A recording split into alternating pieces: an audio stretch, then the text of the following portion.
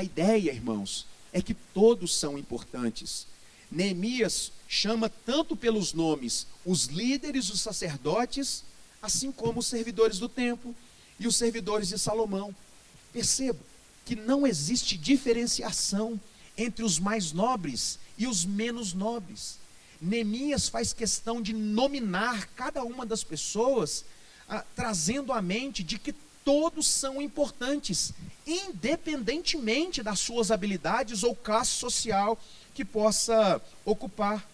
A ideia é que cada um de nós tem um trabalho especial para ser realizado dentro da igreja. O nosso desafio é encontrar onde nós podemos servir a igreja com aquilo que Deus nos deu. Existe uma diversidade grande de dons, mas também existe a unidade no propósito. Nós não somos iguais, não temos os mesmos dons, não temos as mesmas habilidades, temos dificuldades diferentes, mas apesar desta diversidade toda, nós estamos unidos no mesmo propósito: fazer com que o reino de Deus avance. Na verdade, sermos instrumentos de Deus, usados para que o seu reino avance. Nesse projeto, nós somos parceiros e não concorrentes. É muito interessante, irmãos, que nós precisamos sempre olhar o trabalho daqueles que estão à nossa volta como sendo o trabalho que nos abençoa. Na medida que nós não temos aqui concorrentes, nós temos parceiros de trabalho. E quando nós conseguimos enxergar isso, nós conseguimos viver a unidade da igreja em meio à diversidade dos membros. Esse é o desafio de Neemias, assim como é o nosso desafio hoje. Em quinto lugar, a cidade de Deus precisa crescer, mas não com o sacrifício dos princípios bíblicos. No verso 64, Neemias compreendia que o sacerdócio não podia ser exercido por alguém que não fosse da descendência de Abraão. Então, nós aprendemos com Neemias de que, de fato, a igreja precisa crescer, mas nós não podemos cair no erro de sacrificar princípios inegociáveis da palavra de Deus. A ideia é que o sacerdócio, se o sacerdócio estiver corrupto, sua influência finalmente destruirá a fibra moral dos crentes. A igreja será abalada.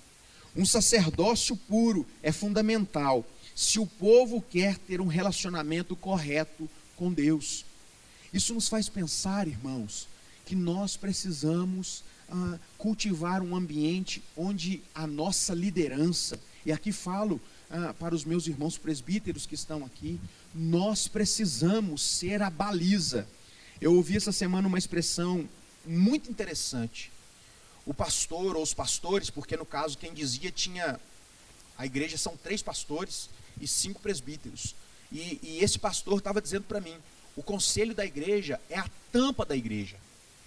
É aquilo que abençoa e protege, mas pode ser aquilo que limita. Então nós, como liderança, não podemos, em nome do crescimento, sacrificar princípios imutáveis da palavra de Deus. E é muito interessante nós percebemos como, ao longo da história, a queda dos líderes provocou um grande esvaziamento da igreja, um grande problema na igreja. É muito interessante como hoje, quando nós olhamos para o cenário evangélico brasileiro, onde muitas igrejas parecem ter dono, né, onde a igreja parece pertencer ao pastor. O pastor, ele é pastor, ele é tesoureiro, ele é secretário, ele é o mestre de obras, ele é o ditador, é quem julga, é quem faz todas as coisas.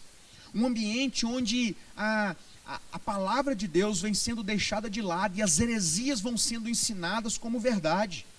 Isso sacrifica verdades contidas na palavra de Deus, onde aquele que prega faz uma boa escolha de pregar, mas ele está debaixo da autoridade de Deus. E quando nós pregamos, nós precisamos estar cientes de que a nossa palavra precisa estar ancorada na palavra do nosso Deus. Neemias, para concluir, Neemias era um governador que governava por princípios bíblicos. E esses princípios foram justamente aquilo que livrou Israel de males piores no seu tempo. Agora, nós precisamos olhar para a nossa história e perceber num texto tão cheio de nomes difíceis como esse, princípios que nos ajudam a ser crentes no nosso dia. E apenas para concluir, eu quero relembrar aos irmãos os princípios que nós aprendemos com Neemias nesse difícil texto de hoje. Em primeiro lugar, não jogue fora o seu passado. Nós precisamos saber quem somos, de onde viemos e para onde vamos. Em segundo lugar, a igreja precisa crescer, mas não vale crescer a qualquer preço. Nós não podemos estar abertos ao pragmatismo, simplesmente aquilo que funciona, como uma espécie de metodologia que pode transformar a realidade da igreja a parte do evangelho. Em terceiro lugar, a igreja precisa crescer, mas não sem organização.